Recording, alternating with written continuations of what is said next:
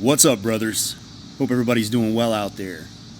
We're relaxing here in the driveway today, and I got the Pro Cam and the Pro Mic, so hopefully the quality's up a little bit, and hopefully it's picking up on my vocal patterns, and the sound of the cicadas is just music in the background. Anyways, in tonight's video, I want to talk about what makes a woman wildly attached to you. You know, what causes a woman to be attached to a man. And, you know, I should say that this may strike a nerve with some guys out there. You know, it might make you feel some type of way. And if that's the case, you're probably the exact person I'm making this video for. You know, some people say sometimes I can be a bit of an asshole, but, you know, I'm not concerned with that. The only thing I'm concerned with is speaking the truth. That's it. So, take it as you may. Now, moving forward, what makes a woman attached to a man? Well, let's start out with an analogy that most of the men out there will understand. It's almost football season, right? And there's a lot of grown-ass men that are wildly attached to their favorite football team. It's kind of weird if you think about it. You know, what would cause a grown-ass man to be attached to a team that plays a game that he's not even a part of? You know, what would cause this to happen? Well, I'll explain that to you. Somewhere along the line, he decided he was going to spend 3 to 4 hours on a Saturday or Sunday afternoon watching them play. And somewhere along the line, he made a habit out of that. And he started watching them every weekend. You know, and he started investing hours of his weekend into watching them play. And then maybe he started spending money on jerseys or tickets to go see him play. So now he's investing time and money and resources into this team. And the more he invests, the more stake he has, the more skin he has in the game, right? Therefore, the more attached he becomes to the team, to a point where, you know, the playoffs come around and he's waking up in the morning and he's all pumped up. You know, he's passionate about the game. When they win, he's happy. When they lose, he's sad or he's angry, right? He's emotionally invested in this team, and he's emotionally attached to this team. Now, dating and relationships is much of the same. You know, the exact same rules apply. And this is where a lot of guys go wrong. You know, they think the more they invest into a woman, the more emotionally attached she's going to become to him. But obviously that couldn't be further than the truth. The more he invests in her, time, money, resources, the more invested or the more attached he becomes to her. Has very little impact on her level of attraction towards him or her attachment to him. Very little, unfortunately. You know, and this is where a lot of guys go wrong, because they invest so much into a woman and then she despises him for it. She's disgusted by him for it.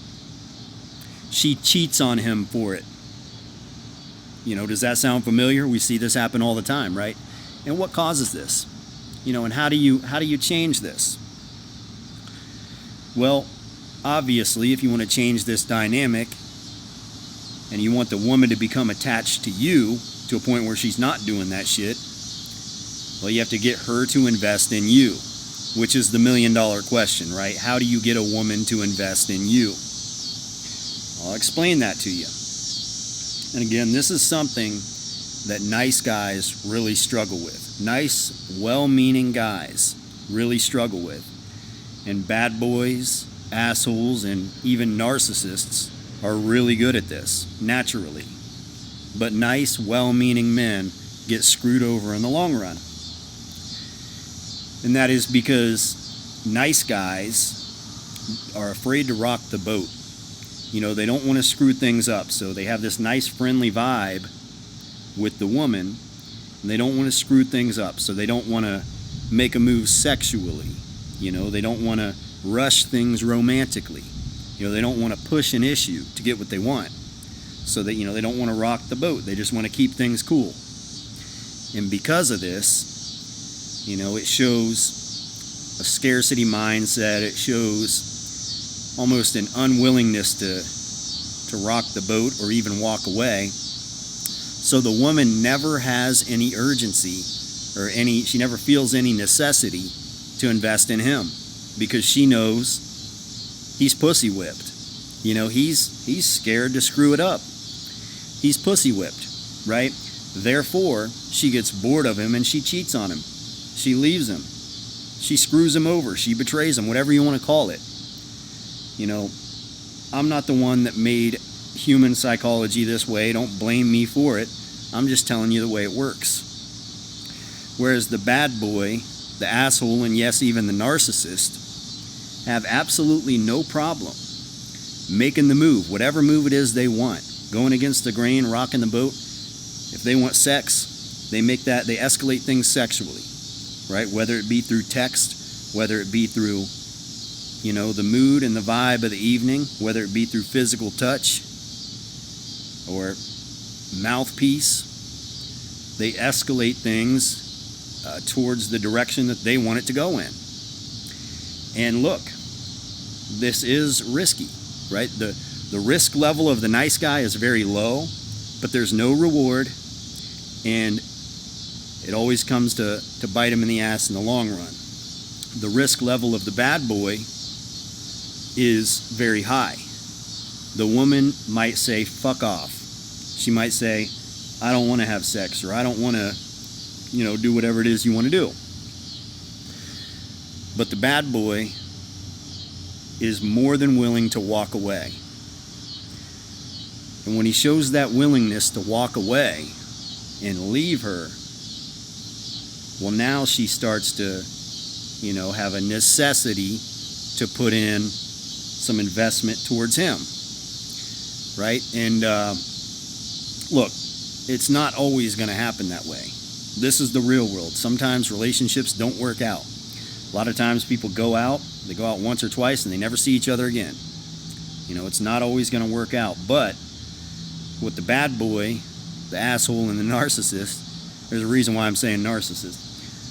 What they do when they walk away, that leaves the woman with two choices. Number one, she can go chase after the bad boy and try to get him back.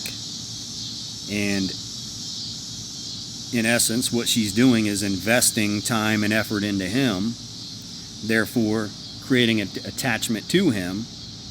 Or she can just let him go. But he ain't coming back unless she invests in him. So that's how that dynamic is created.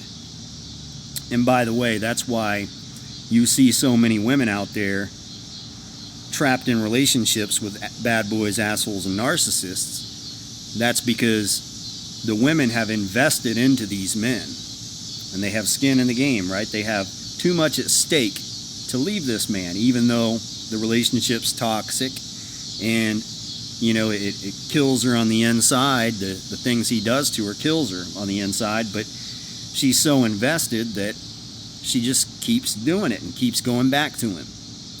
Now, the bad boy gets this naturally because the bad boy, he mostly just wants to have sex. He makes the move sexually. If she's into it, cool. If she's not, he walks out the door, and often she goes and she pursues him and invests in him. Same thing with the asshole. Now, the reason why I said the narcissist, because I do want to make this clear. There's a lot of guys in the manosphere that are teaching you what they think is an emotional attachment. They're teaching you how to make women invest in you for an emotional attachment, but they're not actually going down the path that they think. There's a lot of dating coaches that will tell you emotional uncertainty is an effective strategy, or, pulling back, or push and pull. Playing these games with a woman is an effective strategy, and it will get you results. But the problem is when you do it that way, when you're just playing these games with another person, this doesn't create an emotional attachment. This creates a narcissistic trauma bond.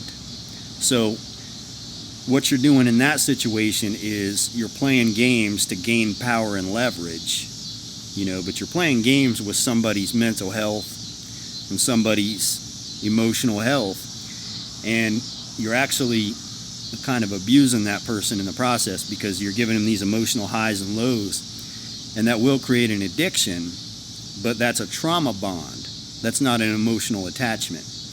Whereas displaying willingness to walk away and meaning it, not doing it to play a game, just doing it because you're a man with integrity and you know what you want, and if the relationship isn't going to bring that to you, you understand you have to move along, because life is short and not every relationship is meant to work out, right? Now, in my opinion, the best way of achieving this, or putting yourself in a position to make this happen naturally, is to have some vision and purpose in your own life. You don't necessarily have to be a bad boy or an asshole. Definitely don't have to be a narcissist. You can be a nice guy, because I do think probably a good 70% of men out there are just nice, well-meaning guys, especially when it comes to women. You have a soft spot for women, and you just want things to work out. Well, having vision and purpose helps that happen naturally, okay? Because the main thing here is not over-investing in women and making sure that women are investing equal to or greater than into you than you are to them. Equal investment is the proper way to go. If you want a relationship to work in the long term, you need to invest in her, causing you to have, high stakes and making you have be highly attached to her, but you also want her to be investing in you, so she's highly attached to you as well. So you need mutual effort here if you want things to work out. But with that being said, there is a masculine and a feminine dynamic that goes on in human relationships. It's biblical, it's psychological, it's just human nature. Always has been, it always will be. And the man brings in, in masculinity, he brings in the dominant role. I've said this in the past, he brings the dominant role. And it is the woman's objective and the woman's place to bring in the submissive role. Now, submissive doesn't mean weak. So a lot of people take that as like some sexist remark, right? Women got to submit to a man and all that. That's not what I'm saying. Being submissive requires a lot of strength. And as I was saying, a man with vision and purpose, whether that be you're building a business, whether that be getting your education and becoming a business executive or a doctor or a lawyer, whether it be your community, whether it be serving the Lord, whatever it is that you want your vision and your purpose to be, when you're a man with vision and purpose, when women come along, that never changes. You always have your vision, you always have your purpose, and you can invest a little bit into a woman, but your main focus is always your vision and your purpose. So if she wants to be a part of your life, she has to some degree, come along and invest in your vision and your purpose. And therefore, the two of you can have a good dynamic. She's submitting to your vision, your provision, and your purpose. And this is the way it's supposed to be, all right? You're the one that brings the family name, the family crest, right? Your vision and your purpose is what's going to create generational wealth. It's what's going to create, a strong family crest generation after generation after generation. You got to have vision and purpose. You got to put things together and create some sort of a kingdom, for your family to pass along to your children and grandchildren. There has to be something there if you want the family crest to succeed. You want the family crest to do well. So it's not all about game. It's not all about the pickup artist stuff that the dating coaches are teaching. There's a lot more to life, and people that are active in the church usually understand this. They get this. When you're close to God, you start to prioritize things in a different kind of way. You prioritize God over man, man over woman, woman over child. And when a man fully accepts this rule, and he believes in his heart of hearts that, there is some meaning to life, right? God put him here for a reason. There has to be some purpose. Well, then he starts to, sift through things and figure out what that purpose is based on what he's good at, and then he creates a vision and decides, this is what I want to do with myself. This is what I want to create. And he begins to create that. And then his dating life, things just sort of fall into place. He meets women, and, when he has conversations with these women, he lets them know, this is my vision, this is my purpose. And the women basically have no choice. It's, well, if you want to be with this guy, you're going to have to invest into this vision and this purpose, because this is what he does with himself. Maybe you want to train horses and buy a ranch in Texas, and you want to get married and have 4 kids. Well, if a woman wants to be with you, she's going to have to take part in that life, right? Masculinity leads the way, with dominance. Femininity, it plays this massive role in the household. Femininity, submission, motherhood, these are strong qualities. It's not weak. Women aren't weak. They're strong in their own way, but they just have to own their feminine role. And you have to own your masculine role if you want that to work out. So, a lot of the stuff the Manosphere teaches you, a lot of the pickup artist stuff and what they call game. And by the way, I do want to say this. There's a lot of dating coaches that use the term game in a different way than the pickup artists do. And I watch a lot of people. I watch Mr. Lucario and Steve the Dean and guys like that. When I say bad things about game, I'm not talking about those guys.